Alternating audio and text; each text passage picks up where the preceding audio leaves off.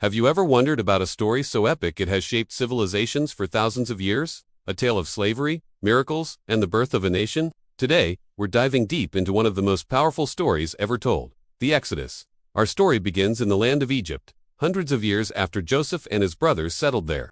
The children of Israel had grown into a mighty nation, so numerous that a new Pharaoh, who didn't remember Joseph, began to fear them. He saw their numbers not as a blessing, but as a threat. So, he enslaved them. The Israelites were forced into brutal labor, building cities of brick and mortar under the scorching sun. Their lives became bitter with hardship. But the more they were oppressed, the more they multiplied. Fearing their growing strength, Pharaoh commanded something truly horrific. Every newborn Hebrew boy was to be thrown into the Nile River. It was a time of immense sorrow and desperation. But in the midst of this darkness, a tiny glimmer of hope flickered.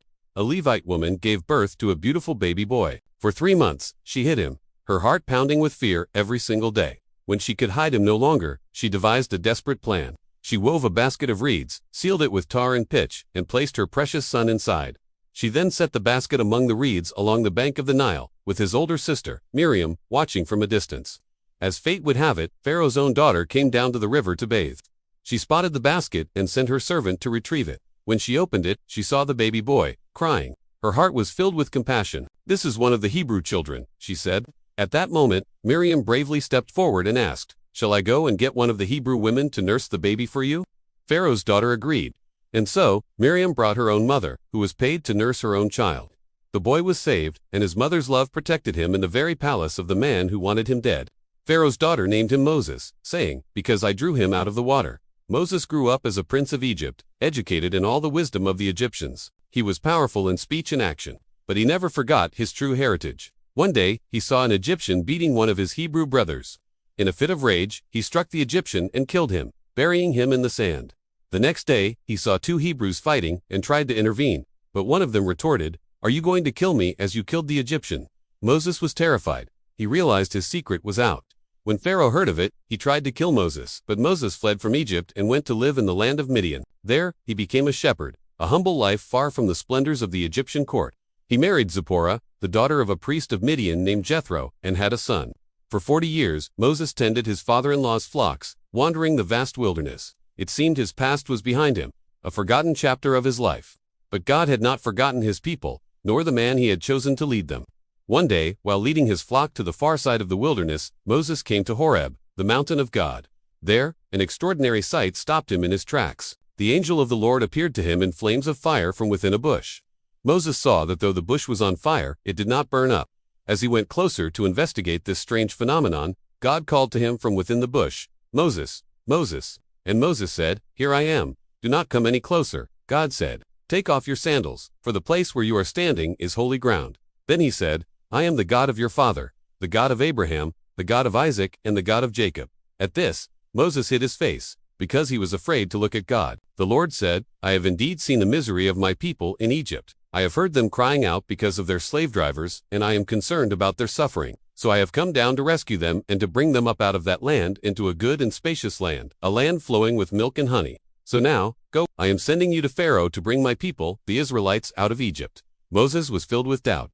"Who am I that I should go to Pharaoh and bring the Israelites out of Egypt?" he asked. He felt inadequate, a simple shepherd, a fugitive. But God reassured him, "I will be with you." Moses argued, saying he wasn't a good speaker. God responded, "Who gave human beings their mouths? Is it not I, the Lord? Now go. I will help you speak and will teach you what to say." This was the moment of transformation.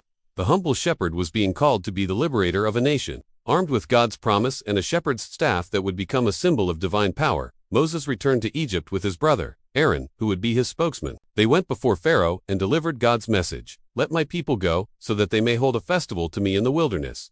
But Pharaoh's heart was hard. He scoffed, "Who is the Lord, that I should obey him and let Israel go? I do not know the Lord, and I will not let Israel go." Not only did he refuse, but he also made the Israelites work even harder, forcing them to gather their own straw for the bricks. This was the beginning of a mighty confrontation between the will of a mortal king and the power of the Almighty God. God told Moses, "Now you will see what I will do to Pharaoh." And so began the 10 plagues, a series of catastrophic events designed to break Pharaoh's stubborn will and demonstrate God's supreme power. First, Aaron threw his staff down and it became a snake, but Pharaoh's magicians did the same. However, Aaron's snake swallowed theirs. Still, Pharaoh refused. So the plagues began. The water of the Nile turned to blood. Frogs swarmed to land. Gnats, and then flies, filled every corner of Egypt, except for Goshen, where the Israelites lived. A terrible plague struck the livestock of the Egyptians. Boils broke out on the people and animals. Then came the most devastating plagues yet. Hail like nothing Egypt had ever seen, rained down, destroying crops and people. Swarms of locusts descended, devouring whatever the hail had left. A deep, thick darkness covered Egypt for 3 days, a darkness so profound it could be felt. With each plague, Pharaoh would seem to relent, begging Moses to stop it, only to harden his heart once the plague was lifted. Finally, God announced the 10th and final plague, the one that would ultimately break Pharaoh's resolve. At midnight, the firstborn son in every Egyptian household would die. From the firstborn of Pharaoh himself to the firstborn of the lowest servant, and even the firstborn of the livestock. God instructed the Israelites on how to protect themselves. This was the first Passover. Each family was to take a lamb without defect, slaughter it, and paint some of its blood on the doorposts of their homes. When the angel of death passed through Egypt, he would pass over the houses marked with blood.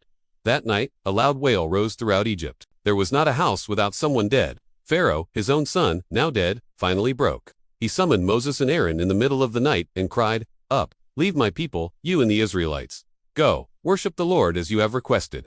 Take your flocks and herds, and go. And also, bless me." The Egyptians urged the people to leave quickly. After 430 years of bondage, the Israelites were finally free. They left in such a hurry they didn't even have time to let their bread rise, carrying the unleavened dough with them. But their ordeal was not over. As the massive crowd of over 600,000 men, plus women and children, made their way into the wilderness, Pharaoh had another change of heart. He regretted letting his workforce go. "What have we done?" he said. "We have let the Israelites go and have lost their services." He mustered his army, including 600 of his best chariots, and pursued them.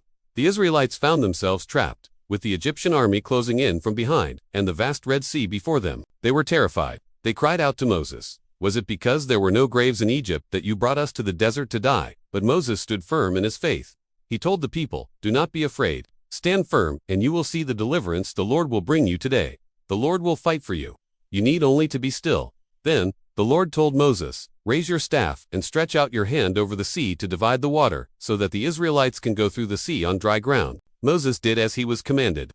And all that night, a strong east wind blew, and the waters of the Red Sea were divided. A path of dry land appeared, with a wall of water on their right and on their left. The Israelites walked through the sea to safety. The Egyptian army charged in after them. But once all the Israelites were safely on the other side, God told Moses to stretch out his hand again. The sea returned to its full depth, and the entire Egyptian army, the chariots, the horsemen, and all the soldiers, was swallowed by the waves. Not one of them survived.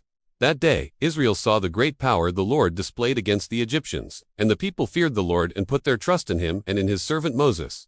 Freed from bondage and saved from their enemies, the Israelites began their journey through the wilderness towards the promised land. Their journey was not easy. They faced hunger, thirst, and fear. But God provided for them, sending manna from heaven to eat and causing water to flow from a rock. 3 months after leaving Egypt, they arrived at the foot of Mount Sinai. The mountain was covered in a thick cloud, with thunder, lightning, and the sound of a trumpet. God called Moses to the top of the mountain to receive his laws. It was here, amidst fire and smoke, that God gave Moses the 10 Commandments, inscribing them on 2 tablets of stone. These commandments were the foundation of their covenant with God, a moral and spiritual guide for how they were to live as his chosen people. The law covered every aspect of life, from worship to justice to daily conduct. The story of the Exodus is more than just history. It's a timeless testament to faith, liberation, and the enduring power of hope against all odds. From a baby in a basket to a nation walking through a parted sea, it's a powerful reminder that even in our darkest moments of oppression, deliverance can be just a miracle away. Thank you so much for joining us on this incredible journey through the story of Exodus. If you found this story as moving and powerful as we do, please hit that like button and subscribe to our channel for more epic Bible stories. And we'd love to hear from you. Put a comment down below if you love this video, or let us know what story you'd like us to explore next. Thanks for watching, and we'll see you in the next video.